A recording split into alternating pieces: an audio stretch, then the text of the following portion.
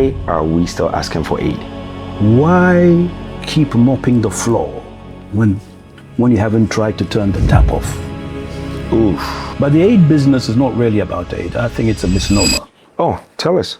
For every $1 of aid given, Yep. the donor gets 5 back. Yep. Parliament in many ways was fun. But in many ways it's not desperately serious. Really? You know, there's a lot of frivolous debate. And I would say that if most people really understood what their representatives were doing, they may not vote them in the next time. So do you think politics rewards righteousness? The answer to your question is no, it doesn't. The other side of the coin is this. If, let's put it in inverted commas, every righteous person avoids politics, then who's left? Wow. Welcome to the SuperHuman Mindset Podcast. If you don't have belief in what you're doing, it'll be very, very hard for you to get others to believe and follow on. What do you want people to remember about you? And you know, there's a small, still voice within you. Think deeper, live higher. Most people only see leadership from the outside. They never know what's happening on the inside. And today, we are opening the door. I am privileged to be sitting with this amazing guest, Honorable Joseph Annan. I call him Citizen Annan. You've done it all. From the UN, Deputy Minister of Trade, Education, Economist. Uncle, you've done everything.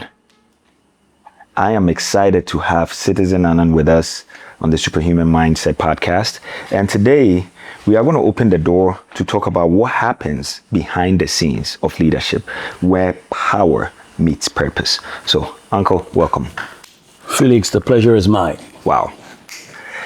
So, what have you been up to in the last 30 years?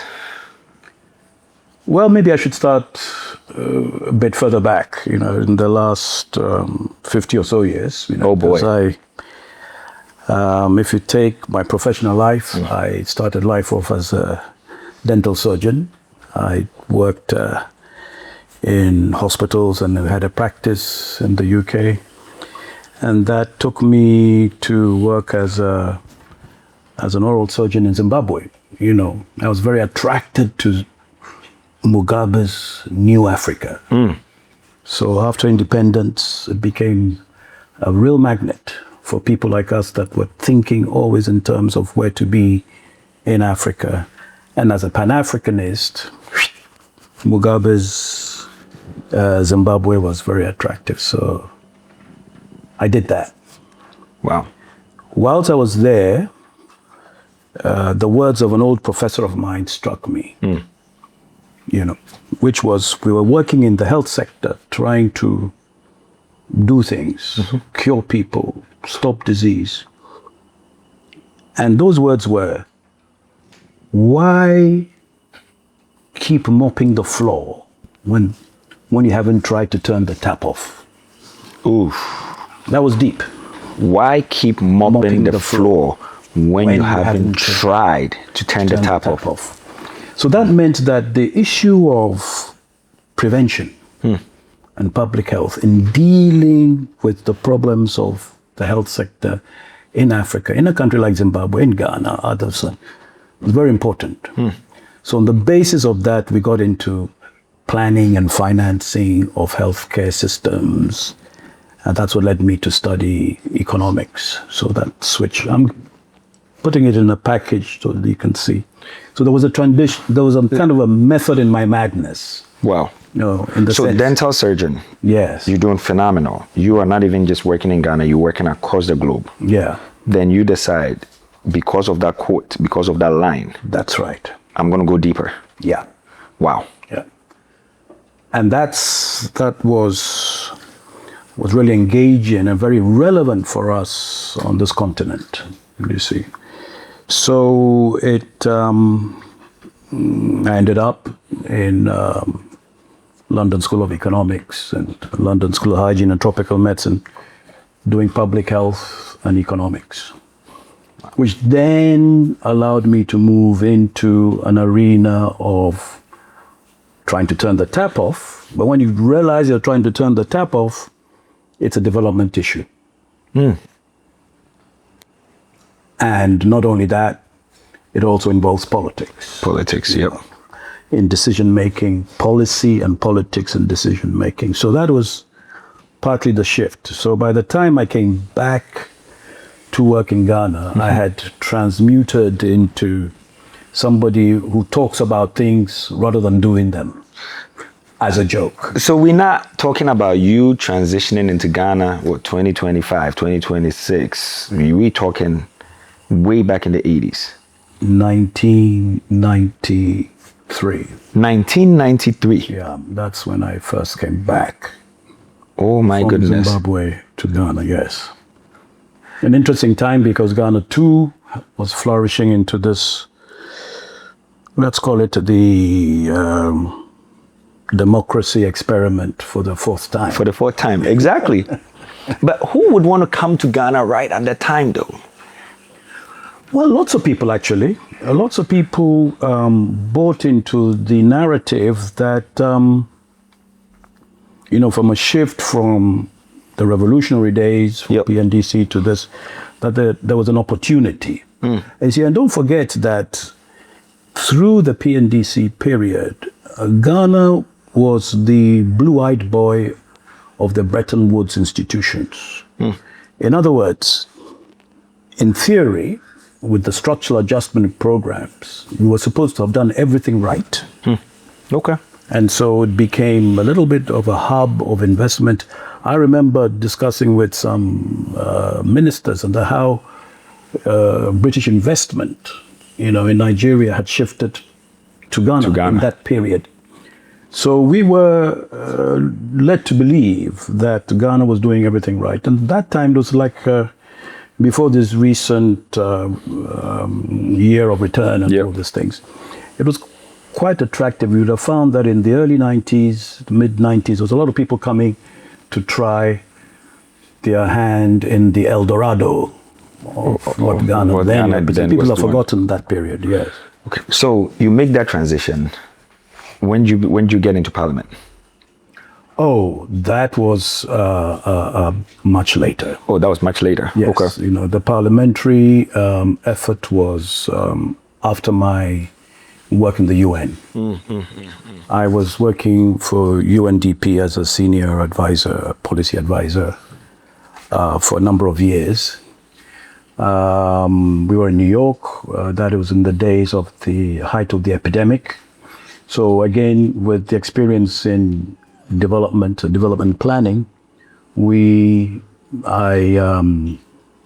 first of all, I had set up a team of young Africans. Well, in fact, there were even one or two non-Africans. Wow. But there was a consultancy firm called JSA Consulting Firm that I had established. Okay. That were to train operatives, let's call them, in development and to see how we bridge the gap between aid and local capacity. You see. And so that led me to create a group of young men and women who then eventually migrated into the multilateral system, the UN system and so on. But that period lasted for a while until I moved to New York. When I came back from New York in 2008 was when I got into politics. Yes, so it's fairly recent. Well, relatively recent. Relatively recent. Okay. Years, yes. So you were here during the initial time in the 1991, yes. 92, thereabouts, and then you went out and then came back. For a short period of about 6 years. But whilst I was here, we worked in the international system. Gotcha. For trying to make international aid work. Yeah. Which is something that maybe we don't have enough time to discuss. But let me ask this. Since we're talking about international aid and you've worked in all the offices for that, why are we still asking for aid? I don't know. We shouldn't be. My position is that we have all it needs to develop into strong, capable, effective societies and nations. But the aid business is not really about aid. I think it's a misnomer. Oh, tell us. Well, because, you know, I always used to look, I'm sure you know about Oxfam. Oxfam is a big international NGO. And for many years, when you read their report, their first, the preface would always have something like, for every $1 of aid given, the donor gets $5 back. So that sets the scene for understanding that the aid is not about aid.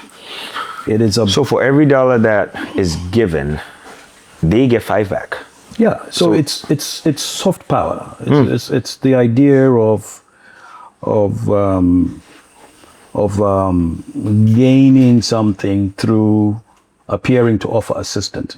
What I must say is that being in the UN system for those years, I realized that perhaps emergency aid is in a different category. When you've had tsunamis, earthquakes, that's different, and you know, famines and things. But even then, that's a little entry point, because I remember, in 1983 in this country, here in Ghana, when we had the big famine. Yes. You know, at that time, this is roughly speaking, we were before the famine, we were 80% sufficient, self-sufficient in the production of rice. Yeah. And then I remember the bags of rice with Uncle Sam's photo on them came in for free to start off with. And then suddenly the Ghanaian appetite for long grain rice, American rice came in. And within a period of about 10 years, we were only 20% self-sufficient in rice. And that came through emergency aid. So even emergency aid, we have to look at with some degree of circumspection. Do you think we're ever going to be free? Absolutely. How? It's up to you. It's up to us. It's up to each individual. It's up to understanding the dynamics that we are, first and foremost, masters of our own destiny. And I don't think, you know, most of our leadership, whether it's leadership in politics, in academia, in churches, understand that. We've kind of shelved our personal responsibility for our own development and externalized it. The answer lies within. That was one of the phrases we used in our team in New York when we were trying to stem the epidemic. And, you know, we produced a document that this title was "The Answer Lies Within." So if the answer lies within, I'd like to double click on that for a second. Who holds the power? Is it the MPs? Is it the ministers? Is it the government? Or is it the people? Well, that's a difficult one, because here is the question. On paper. I like this. On paper. On paper, democracy. Yes. You know, constitutional democracy, hands over the power to the people. But guess what? They get to exercise it once every 4 years or something with a thumbprint. After which it's a bit like you've resigned. You've designated your MP. As a former MP, I'll tell you something. Parliament in many ways was fun. But in many ways it's not desperately serious. Really? You know, there's a lot of frivolous debate. And I would say that if most people really understood what their representatives were doing, they may not vote them in the next time. Well, I mean, but I want to ask this because you mentioned that. I see some of the videos that we see online with people dancing in Parliament and then doing all of that. Is that really what it is like? Look, there is You see, I came out of Parliament with one learning, if I can say. I took my time because, I was an outsider. I wasn't a professional politician. I came in late. But one thing I realized is that all over the world, not just here in Ghana, legislation or the legislative body thinks that everything has to be legislated for. But if you go back, in this country, for example, you know that a lot of the statutes from colonial times are still valid if they have not been removed.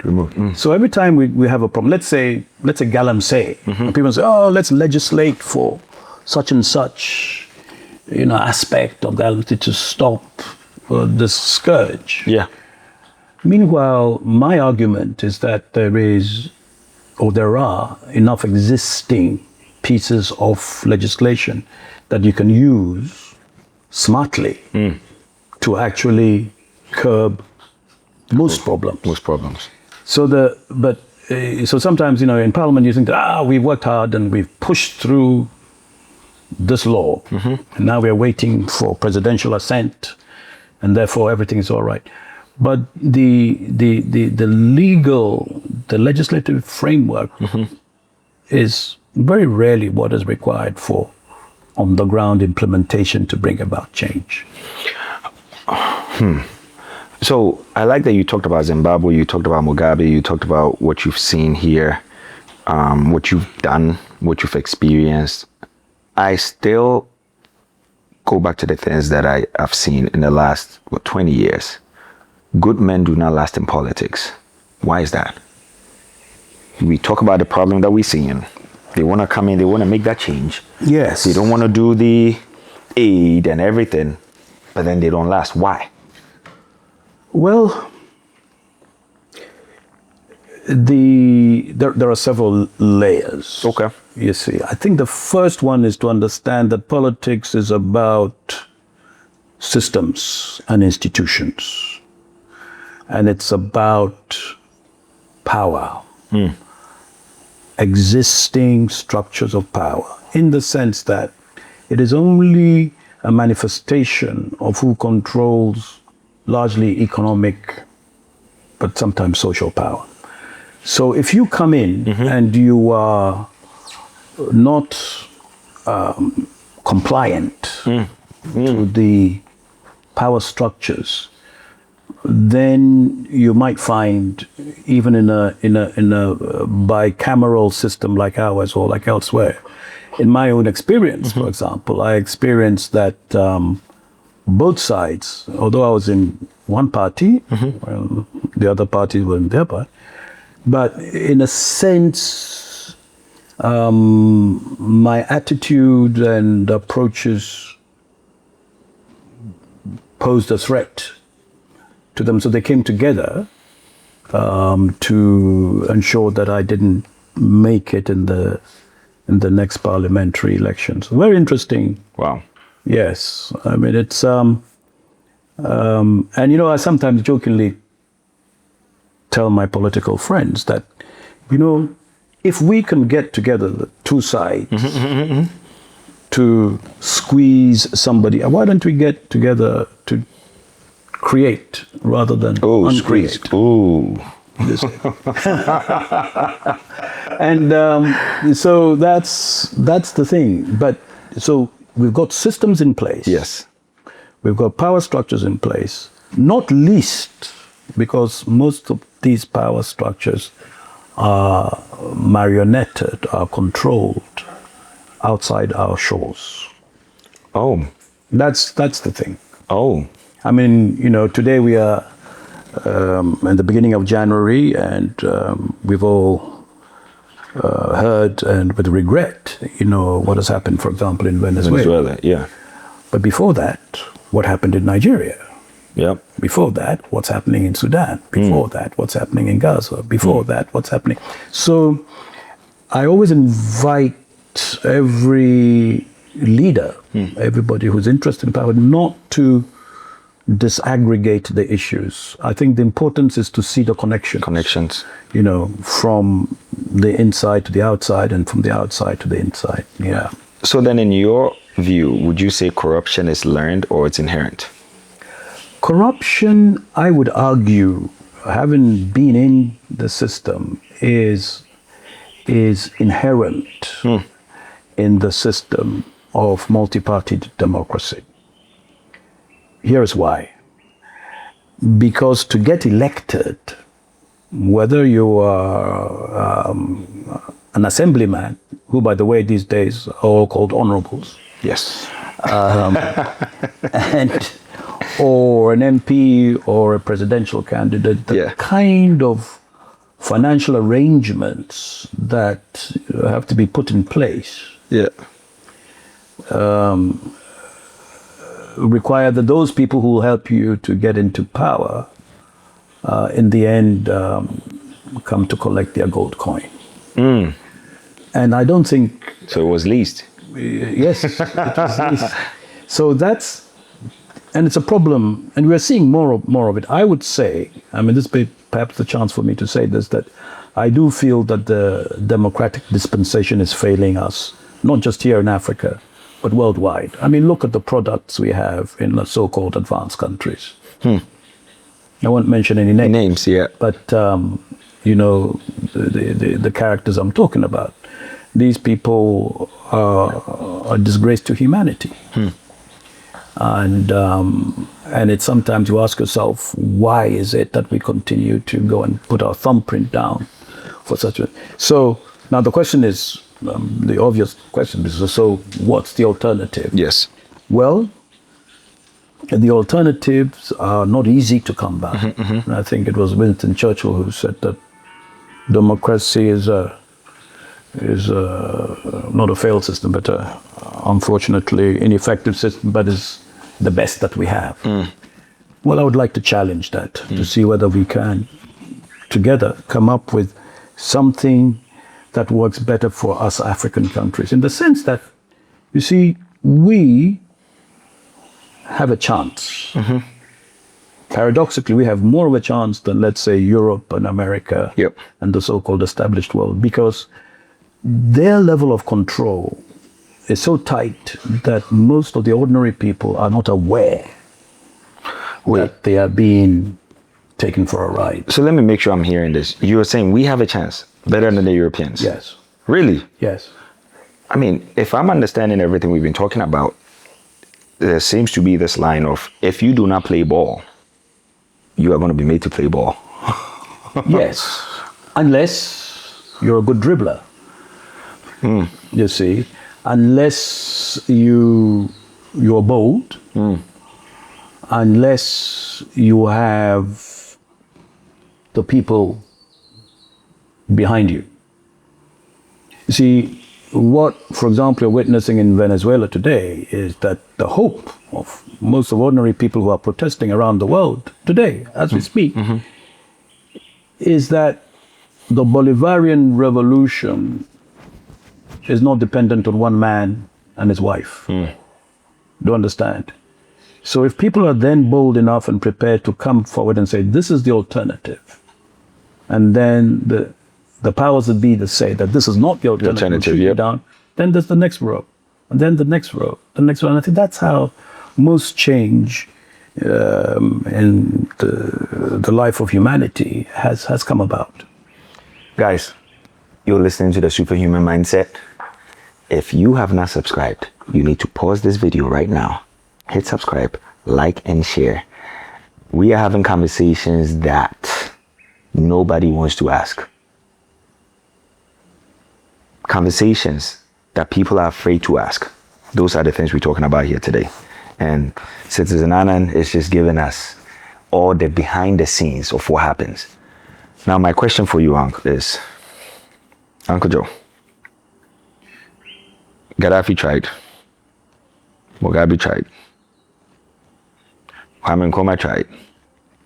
Lumumba tried. The list goes on. Yes. Are you saying they were not all good dribblers? Well, they passed the ball. That's the important thing. You see, they dribbled and did so much sacrificed, in many cases, their lives, and they passed the ball. Now the question is, what did we do with the ball? Oof. So that's the way that I see it, because, you know, it's teamwork.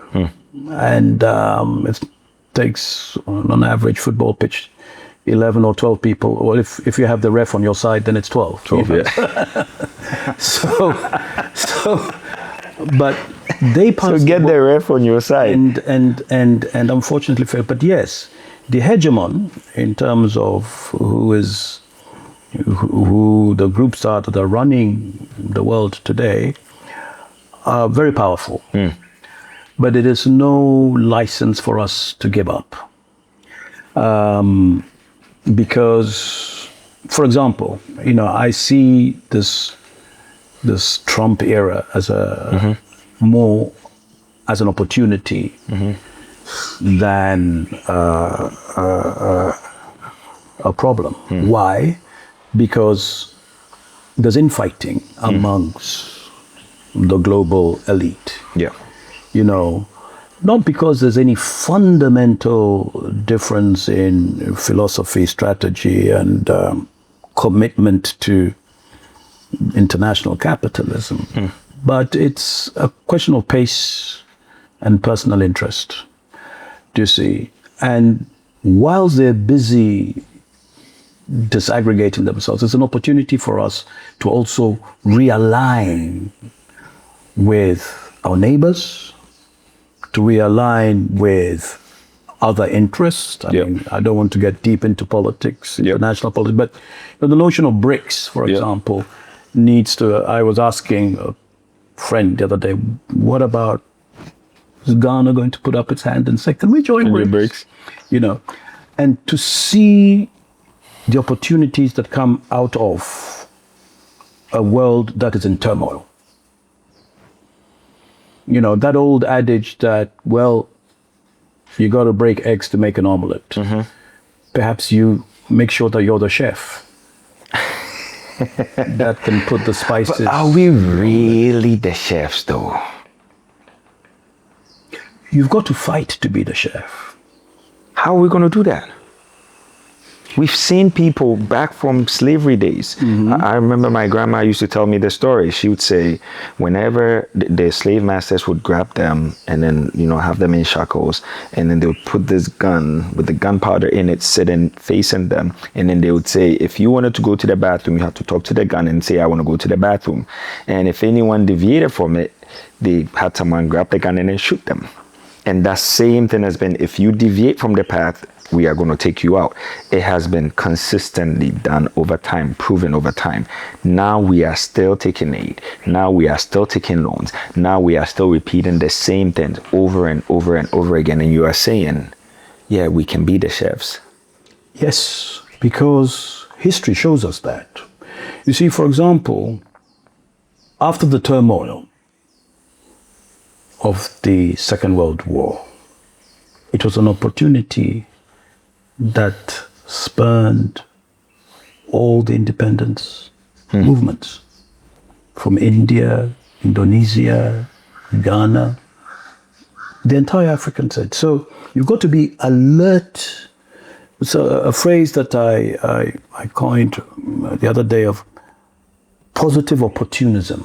Positive opportunism. We've got to be ready like a lion, like a cheetah, like a fox in the bush to pounce onto the opportunity. Because history has shown us that's the thing. Because whatever we say, life is not the same as it was under colonialism. We've made some progress. Absolutely. We'd agree with that, right? Absolutely. Exactly. So we've made this positive advance. And yet neocolonialism had a chance to wind us back. And now I think we are 60 years or so on at a point where this positive opportunism has to be explored. And I think it's possible, but it needs a mindset shift. To understand that A, we're not just going to pay lip service to unity and so on and so forth, but there are practical examples that are emerging. I don't know what is going to happen with the AES, that's Mali, Burkina, and Niger, but they're trying. Yep. You see. And we know there's going to be pushback. In fact, Traore recently said that we are facing a black winter. That is what's coming, which is quite onerous. But it does mean that we've got to come together. And it also does mean that when we see efforts by individuals, let's pick one up. Let's say like Dangote, for example. Yep. We recently followed what's happening to his refinery and so on. It's a direct result of the international system, powerful system, to put him down. But what level of effort are we seeing from other African magnates, other African countries to support? Do you see? So if we can have that mind shift, so that Kwame Nkrumah's pan-Africanism is translated into practical action. Yeah. In terms of saying, like, for example, what can we do to support this man who, although, has gone into cement and so on, and so many other cases. Yeah. And that comes with trust, though. So I ask you this: who did you trust that you shouldn't have? Who did I trust that I shouldn't have? Yeah. I don't think I have any real regrets about trust, because I have a simple philosophy. I trust you until you show you are untrustworthy. Why do I do that? Because I think it's all about opportunity. Because whilst I'm trusting you, we are achieving something. Yep. Now, if you let me down, I usually position myself in such a way that, well, I feel, thanks to the grace of the universe and everything, that you can't eliminate me.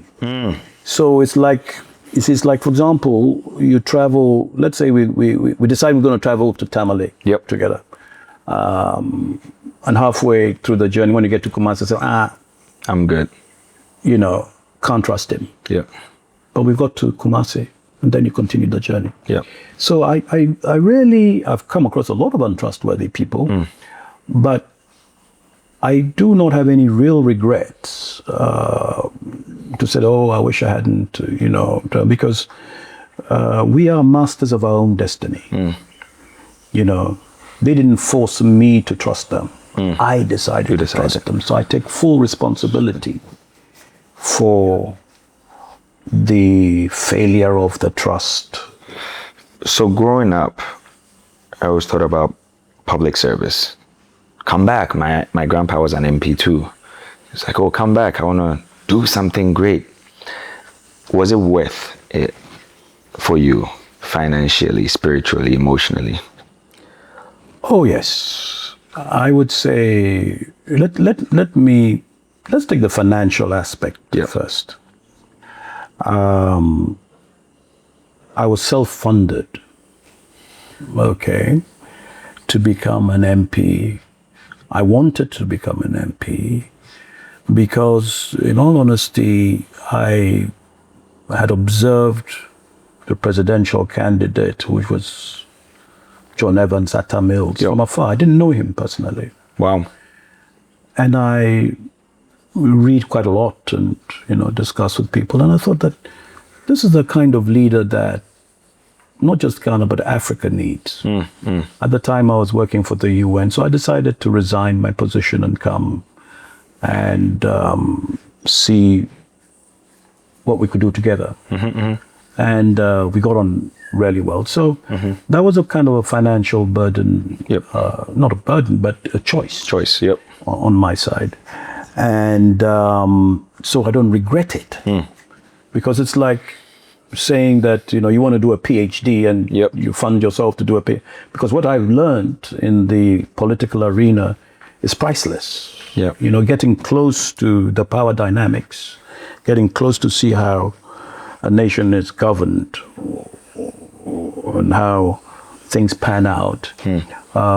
Most people never get that chance, and it's huge learning, big experience. So do you think politics rewards righteousness? Politics rewards righteousness. I think it's what you make of it. I mean, I think the system, as I've already described, not just in Ghana, but globally, is broken. So on the face of it, the answer to your question is no, it doesn't. So would you tell your kids to get into politics? If they're bold. If they're bold. If they're you bold, need to be bold. And if it's not about self. Because, you see, the other side of the coin is this. If, let's put it in inverted commas, every righteous person avoids politics, then who's left? Wow. Do you understand? And then I also believe one thing, that every nation or every community, every group gets the leadership it deserves. And that's one of the things I noticed at the time of Professor Mills, was that Ghanaians had a bit of a change of heart after the previous government. And they wanted somebody like him. But when he came in, then the attacks were there, and unfortunately, he went and spoilt it all by dying. But I think we would have had, oh my goodness, we would have had a period, that would have represented a shift in the direction of the governance of this country. Because he was a genuine. He tried. He tried. He was. May his soul rest in peace. Yes. Too short. Too short. Yes. What should young Ghanaians start believing about success? Success is perhaps not achieved overnight. I mean, that's an obvious one. But we live in an era of very short time spans, very short attention spans, very short an inability to wait. And what I find is that, first of all, at my age, you wake up and you think, wow, time has flown. So we mustn't be impatient, because time, we actually pass through time. That's my view, as we pass through space. Not that time passes by. That's a whole big separate discussion. But if you see and organize yourself to pass through time effectively, you will be successful.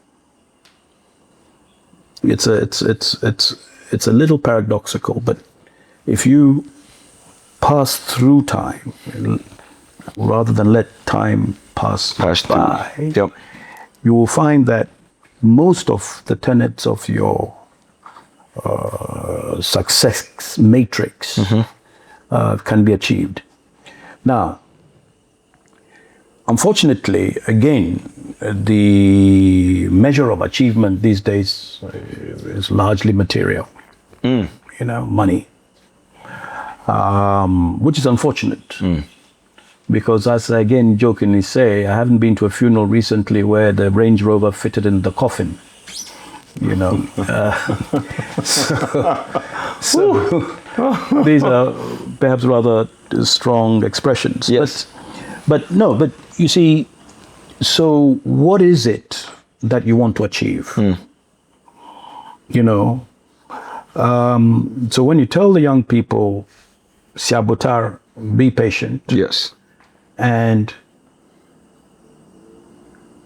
do something that, as it were, incidentally gives you money and status, not seek to get money and status first. Because generally speaking, and this is a personal perspective, and I may be wrong, if you chase money, it's like when you're chasing it, it's going away. But if you turn away from it, and then you just turn around and say, oh, something. Because you have a passion for what you're doing. You know, you have a dedication to what you're doing.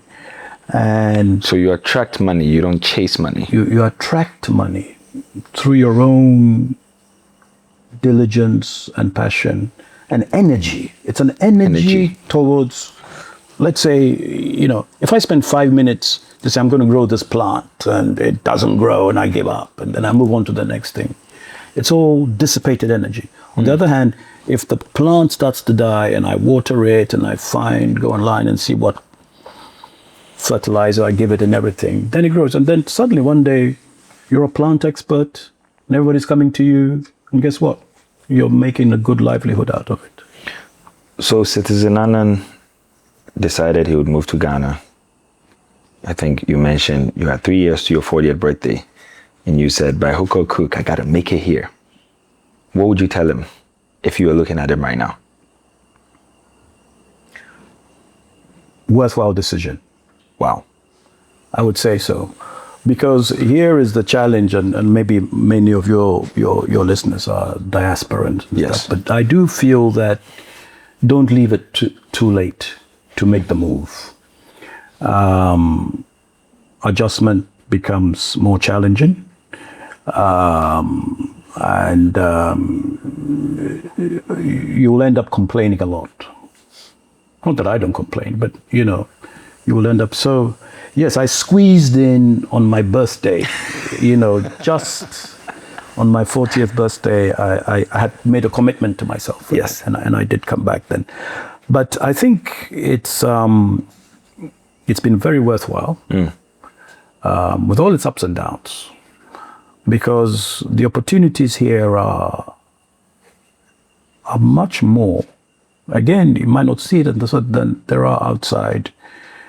You know, the other day, I don't travel much these days, but I saw, you know, incoming flight. And I was thinking, what are all these foreigners coming to do?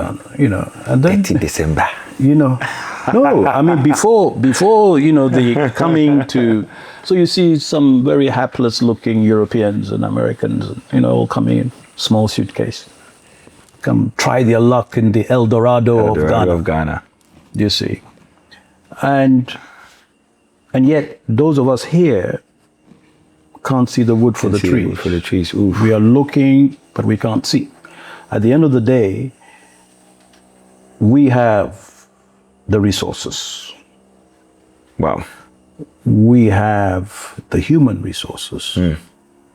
And we have that resource I was talking about, time. Because guess what?